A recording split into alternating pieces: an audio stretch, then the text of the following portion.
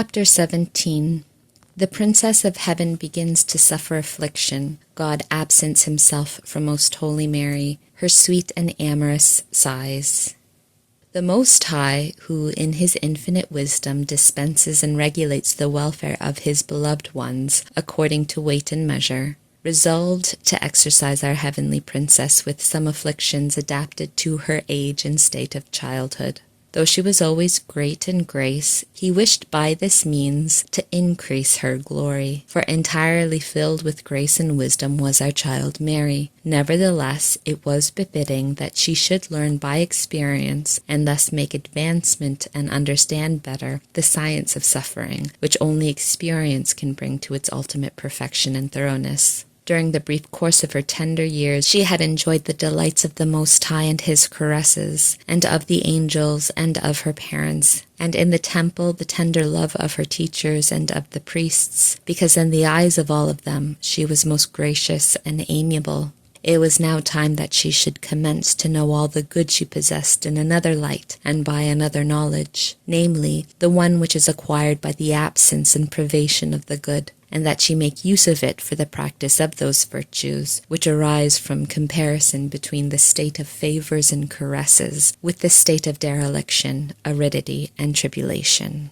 The first affliction which our princess suffered was that the Lord suspended the continual visions which he had so far vouchsafed her. So much the greater was the sorrow occasioned her thereby, in proportion as it was a new and unaccustomed experience, and in proportion as the treasure thus withdrawn was high and precious. Also the holy angels concealed themselves from her, and at the withdrawal from her sight of so many, so excellent and heavenly beings, which took place all at once, although they did not cease to surround her invisibly for her protection, the most pure soul seemed to herself entirely forsaken and left alone in the dark night occasioned by the absence of her beloved. It was a great surprise to our little queen, for the Lord, though he had in general prepared her for the coming of tribulations, had not specified their nature, and as the innocent heart of the most simple dove harbored no thoughts and entertained no practical conclusions except such as were conformable to her humility and incomparable love, she explained all according to this same light. In her humility, she began to think that she had not merited the further presence and possession of the lost good on account of her ingratitude, and in her inflamed love she sighed and yearned after it with such great and loving affection and sorrow that there are no words to express them. She turned with her whole soul to the Lord in this new state, and said to him, "Highest God and Lord of all creation, infinite in bounty and rich in mercies, I confess, my Lord, that such a vile creature cannot merit thy favors, and my soul in utmost sorrow reproaches itself with its own ingratitude and with the loss of thy friendship. If my ingratitude has eclipsed the sun which vivified, animated, and illumined me, and if I have been remiss in giving thanks for the great benefits, I acknowledge, my Lord and Shepherd, the sin of my great negligence. If, like an ignorant and simple little sheep, I did not know how to be thankful and do what is most acceptable in thy eyes, see me prostrate on the earth, adhering to the dust, in order to be raised from my poverty and destitution by thee, my God, who dwellest on high.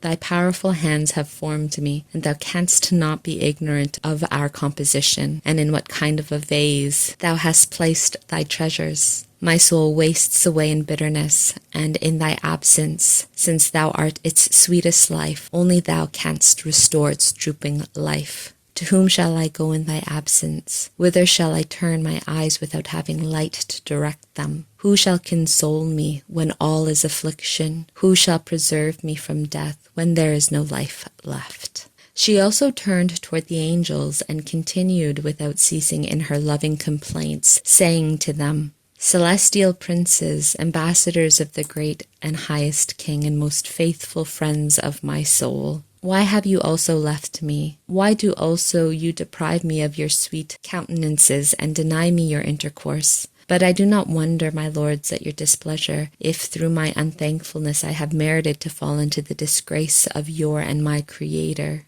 Lights of the heavens, enlighten me in my ignorance in this matter, and if I have been at fault, correct me and obtain again for me the pardon of my Lord. Most noble courtiers of the celestial Jerusalem, have pity on my sorrow and dereliction. Tell me where is my beloved. Tell me where he has hidden himself. Tell me where I can find him without wandering about and without going through the gatherings of all the creatures. But woe to me, for you do not answer, though you are so courteous, and well know the hiding place of my spouse, since he never withdraws his face and his beauty from your sight. Thereupon she turned toward all the rest of creation, and in continual anxieties of her love, she spoke to them and said, Without doubt you also, being thankful and being armed against all the ungrateful, are exasperated against her who was ungrateful. But even if by the goodness of the Lord you permit me to remain in your midst, although I am so vile, you cannot thereby satisfy my longings. Very beautiful and extensive are ye, O heavens. Beautiful and refulgent are the planets and all the stars. Great and mighty are the elements. The earth is adorned and clothed in the perfumed plants and herbs. Innumerable are the fishes of the waters. Admirable are the elevations of the sea. Swift are the birds in their feathery weight. Hidden are the minerals. Courageous are the animals in their strength. And all of these together serve as a gradual ascent, and in a sweet harmony teach the way to my beloved.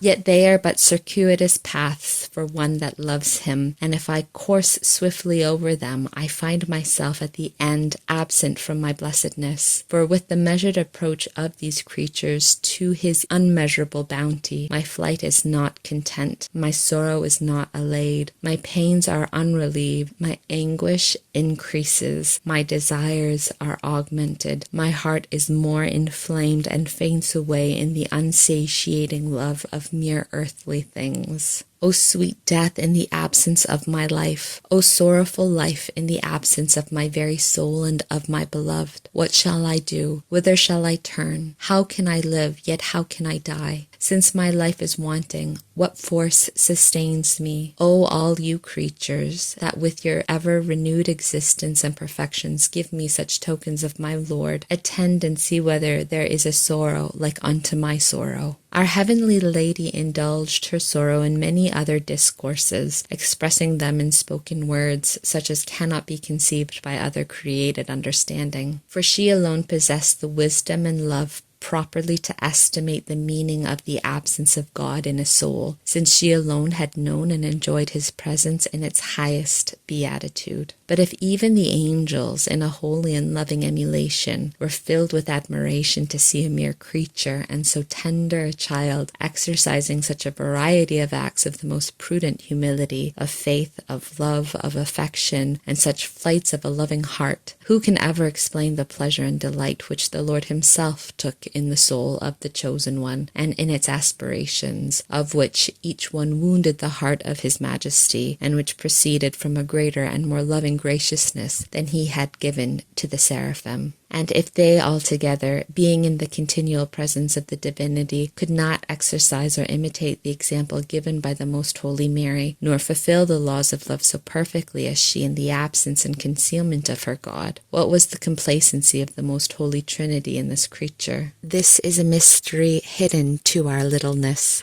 but it is meet that we worship it in wonder and admire it in all reverence. Our most innocent dove found no peace for her heart, nor any footrest for her affections, while thus with incessant sighing she took her flight through all the range of creation and beyond. Many times she sought to approach the Lord in tears and loving complaints. She turned to the angels of her guard and addressed all the creatures as if they were capable of reason. Then she would ascend to that highest habitation by her penetrating intellect and her most ardent affections, where the highest good had met her, and where she reciprocally with it had enjoyed ineffable delights. But the Most High Lord, her beloved spouse, who allowed her to possess and yet not enjoy him as before, inflamed by this possession of him, only more and more her most pure heart, increasing her merits and showering upon her continually new, though hidden gifts, in order that, in possessing him the more, she might love the better, and being more loved and possessed, she seek him with ever greater anxiousness and contrivances of her fiery love. I seek him, said the heavenly princess, and I do not find him. Again I was awakened, and running through the streets and squares of the city of God, I renewed my anxieties. But alas for me, that my hands distilled the myrrh. My diligence is of no avail, my exertions serve only to increase my sorrow.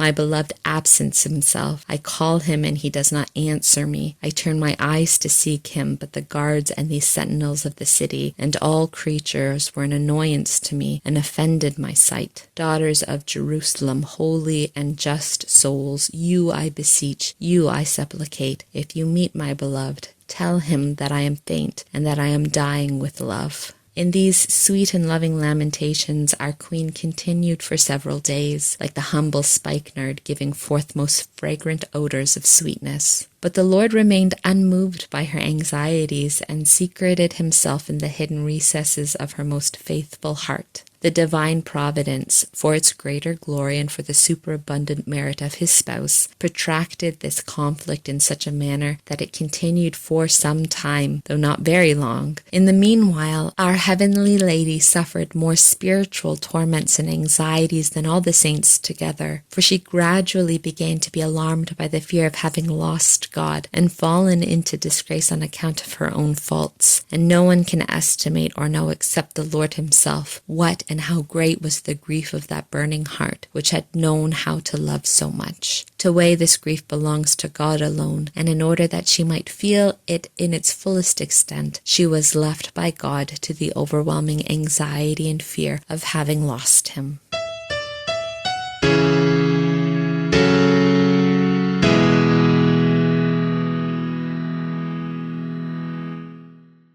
Instruction which my lady and queen gave me.